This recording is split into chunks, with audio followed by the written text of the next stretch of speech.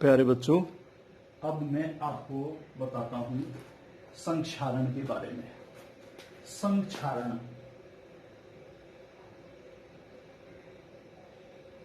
अर्थात कोरोजन।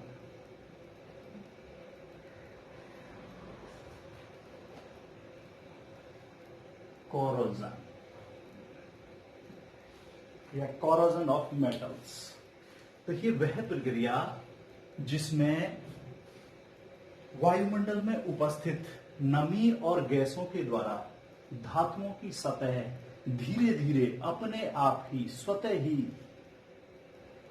कलुषित होने लगती है या नष्ट होने लगती है, वह प्रक्रिया कहलाती है संक्षारण या कोरोजन। जैसे आपने देखा होगा, चांदी की जो चमक होती है वो कुछ समय बाद खत्म हो जाती है, या लोहे पर जंग लगने की जो प्रक्रिया है, या तांबा और कांसा जो होता है उसके ऊपर हरे रंग की परत चढ़ जाना, ये सब कोरोजन के उदाहरण हैं।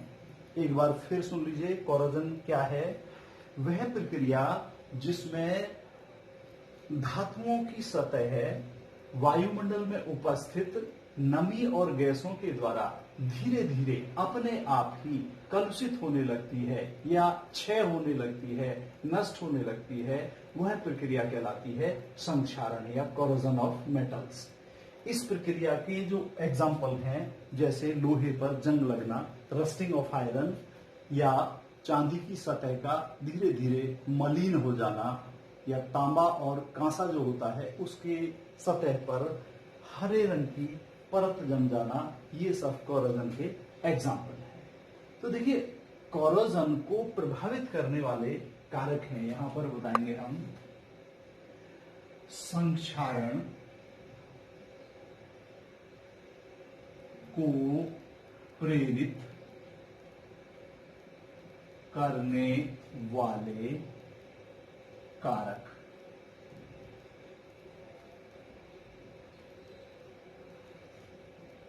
देखिए, इसके कोरोजन को प्रेरित करने वाले जो मुख्य कारक हैं वो ये हैं। नंबर 1 है धातुओं की सक्रियता या क्रियाशीलता। नंबर 2 है धातुओं में अशुद्धि के रूप में दूसरी धातु की उपस्थिति।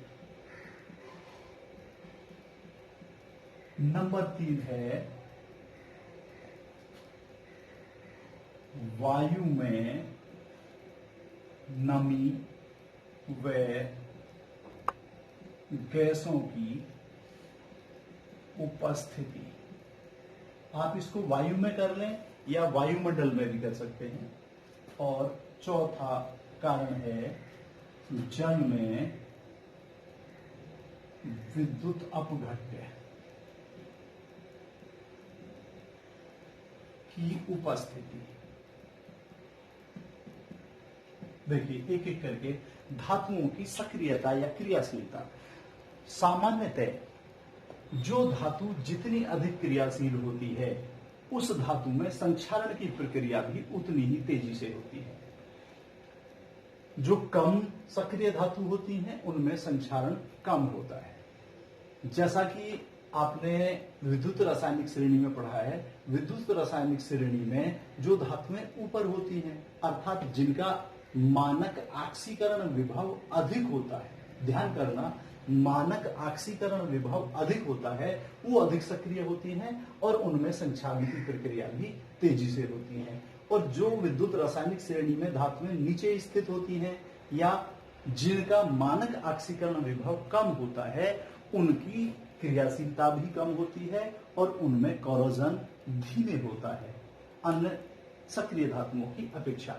तो धातुओं की सक्रियता पर निर्भर करता है कोरोजन। जो धातुएं जितनी अधिक क्रियाशील होती हैं, उनमें कोरोजन भी उतना ही तेजी से होता है, संक्षारण भी उतना ही तेजी से होता है। जैसे उदाहरण के लिए आप देखें, सोडियम धातु को आप जानते हैं, सोडियम धातु को केरोसिन ऑयल में रखते हैं। क्यों रखते हैं? क्योंकि वो बहुत अधिक सक्रिय होती है, विद्युत रासायनिक श्रेणी में बहुत ऊपर स्थित होती है, उसका मानक ऑक्सीकरण विभव बहुत अधिक होता है, या मानक अपचयन विभव अधिक ऋणात्मक होता है, यानी बहुत कम होता है। इसलिए उसकी सक्रियता ज्यादा होती है और वो तेजी से संक्षारित होती है। इसके विपरीत आप देखेंगे नीचे क्वाइन मेटल हैं, जैसे कॉपर है, सिल्वर है, गोल्ड है, इनका मानक ऑक्सीकरण विभव बहुत कम होता है या मानक अपचयन विभव बहुत अधिक होता है। तो इन धातुओं की सक्रियता बहुत कम होती है और इनमें करोजन भी बहुत धीमा होता है, मंद गति से होता है। तो अभी आपने समझा धातुओं की सक्रियता के बारे में कि जो धातुएं जितनी अधिक सक्रिय होती हैं उनमें संक्षारण भी उतना ही तेजी से होता है। दूसरा है धातुओं में अशुद्धि के रूप में दूसरी धातु की उपस्थिति। अर्थात अगर शुद्ध धातु है कोई भी तो उसमें संक्षारण कम होता है। यदि उस धातु में अशुद्धि के रूप में कोई दूसरी धातु उपस्थित होती है तो ऐसी मिश्र धातु जो होगी उसमें संक्षारण तेजी से होता है। कारण क्या होगा कि अशुद्धि के रूप में जो दूसरी धातु है वो धातु और जिस धातु में वो उपस्थित है, अर्थात गेस्ट और होस्ट दोनों जो मेटल हैं, ये आपस में मिलकर छोटे छोटे गैल्वेनी सेल बना लेती हैं। क्या बना लेती हैं? Mini galvanic cell. और मिनी गैल्वेनी सेल के कारण उनमें विद्युत धारा का प्रवाह हो जाता है और धीरे धीरे संक्षारण की प्रक्रिया या कॉरोजन ऑफ मेटल्स जो है वो तेजी से होने लगता है। जो अधिक सक्रिय धातु होती है उनमें वो एनोड बन जाती है और जो कम सक्रिय धातु होती है वो कैथोड बन जाती है। तो उस धातु के अंदर जिसमें अशुद्धि के रूप में दूसरी धातुएं होती हैं मिली हुई, वो छोटे छोटे गैल्वेनी सेल के रूप में कार्य करने लगती हैं, जिनके कारण संक्षारण की प्रक्रिया तेजी से हो जाती है। नंबर 3 पर आइए आप, वायु में नमी व गैसों की उपस्थिति। देखिए आपने देखा होगा कि जो बरसात का समय होता है उसमें धातुओं में संक्षारण तेजी से होता है। बिल्कुल अगर एकदम ताजा लोहे का पीस है, बरसात में अगर उसको बाहर रख देते हैं तो तेजी से जंग लग जाता है उस पर। कारण क्या है कि वायु में नमी भी है, वायुमंडल में नमी है और दूसरी गैसें हैं। उनके कारण क्या होता है कि उनकी ऊपरी सतह पर पानी की एक हल्की फिल्म बन जाती है और फिल्म बनने के कारण जब उनके अंदर बहुत सारी गैसें होती हैं, जैसे मान लीजिए CO2 गैस है, SO2 सल्फर डाइऑक्साइड है, SO3 सल्फर ट्राइऑक्साइड है, या नाइट्रोजन पेंटा ऑक्साइड, नाइट्रोजन के और दूसरे ऑक्साइड्स भी हो सकते हैं, और फास्फोरस के ऑक्साइड जैसे P2O5 है। जब ये गैसें वायुमंडल में उपस्थित हैं तो वायुमंडल में उपस्थित जो नमी है उससे क्रिया करके ये गैसें हल्के अम्ल बना लेती हैं और हल्के अम्ल बनाने के कारण ये धातुएं तेजी से संक्षारित होती हैं, अर्थात इनमें संक्षारण की प्रक्रिया तेज हो जाती है। जैसे उदाहरण के लिए जल है H2O, ये CO2 इससे मिलकर क्या बनाएगा?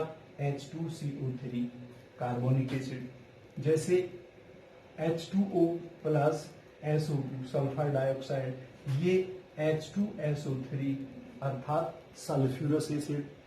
जैसे H2O प्लस SO3 ये बना लेगा H2SO4 अर्थात सल्फ्यूरिक एसिड। तो इन गैसों से जल क्रिया करके हल्के अम्ल बना लेती हैं और ये हल्के जो अम्ल हैं ये क्या करते हैं? उन धातुओं को तेजी से संक्षारित कर देते हैं, अर्थात वो उन धातुओं में संक्षारण होने लगता है। अब आप इसका लास्ट पॉइंट देखिए, नंबर 4, जल में विद्युत अपघट्य की उपस्थिति। देखिए जल में अगर विद्युत अपघट्य पदार्थ उपस्थित हैं तो उन विद्युत अपघट्य पदार्थों के कारण वे धातुएं तेजी से संक्षारित होने लगती हैं। जैसे अगर आप लोहे पर जो शुद्ध नया लोहा है उस पर आप साधारण जल डाल दें और एक समुद्री जल डाल दें तो आप ये देखेंगे कि समुद्री जल उस लोहे को तेजी से संक्षारित करता है।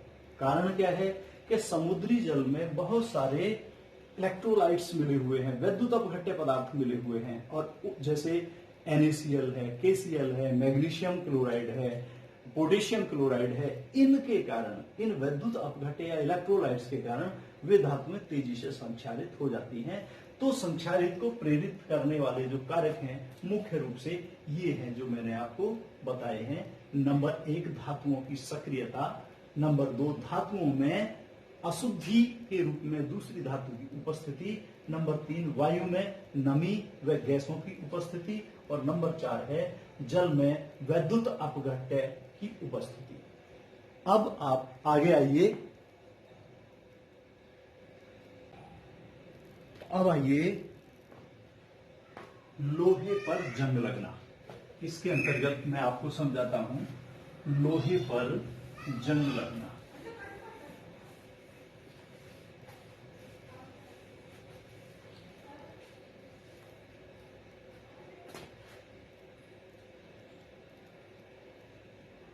लोहे पर जंग लगना अर्थात रस्टिंग ऑफ आयरन।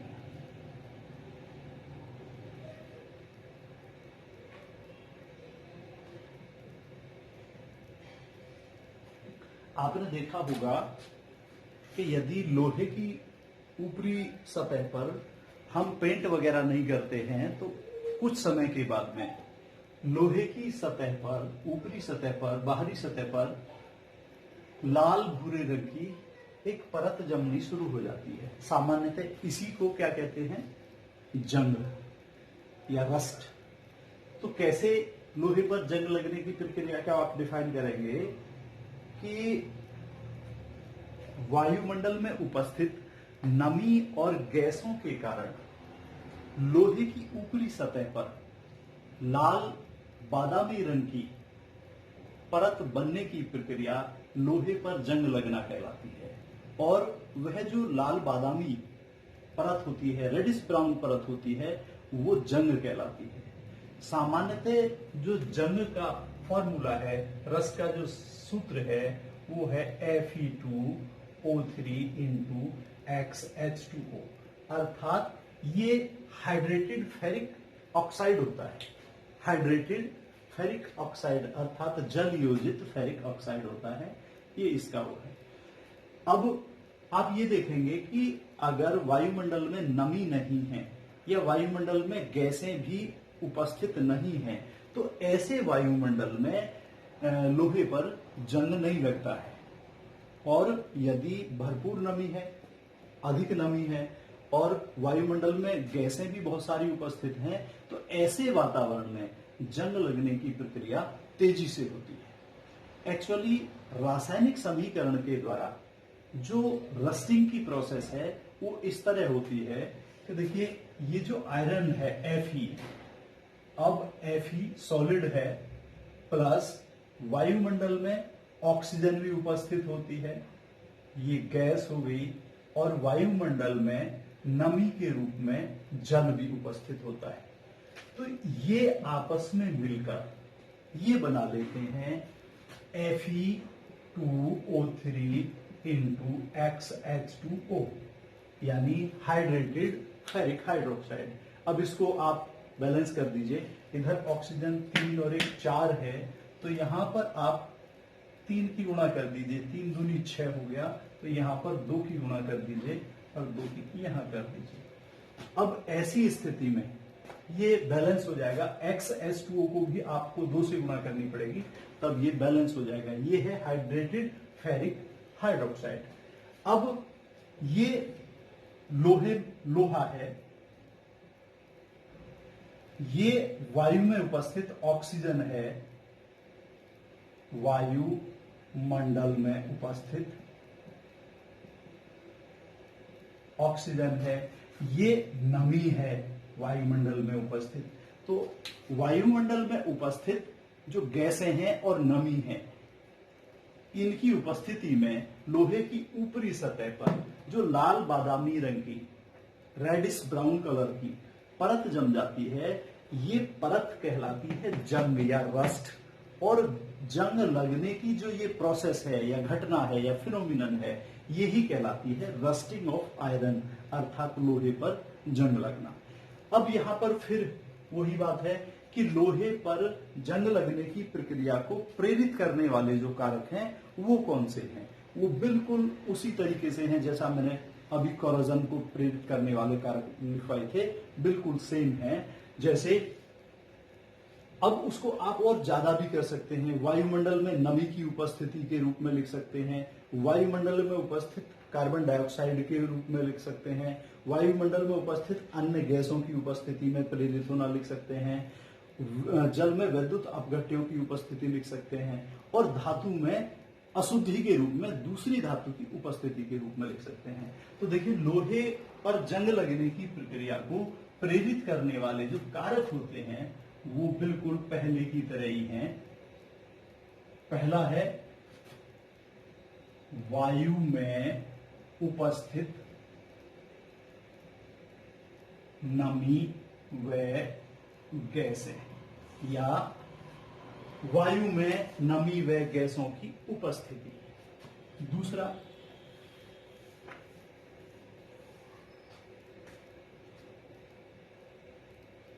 धातु में अशुद्धि के रूप में दूसरी धातु की उपस्थिति। नंबर 3, जल में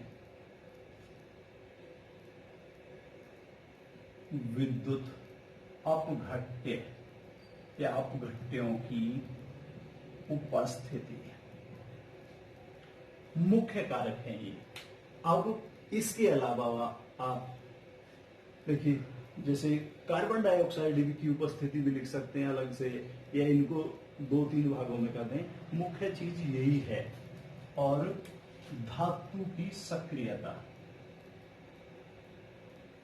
धातु की सक्रियता, ये मुख्य चीज हैं जो इसको प्रेरित करने वाले कारक होते हैं। मैंने इनको आपको पहले ही पढ़ा दिया है।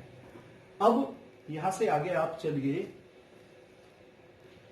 ये है संक्षारण से बचाव या संक्षारण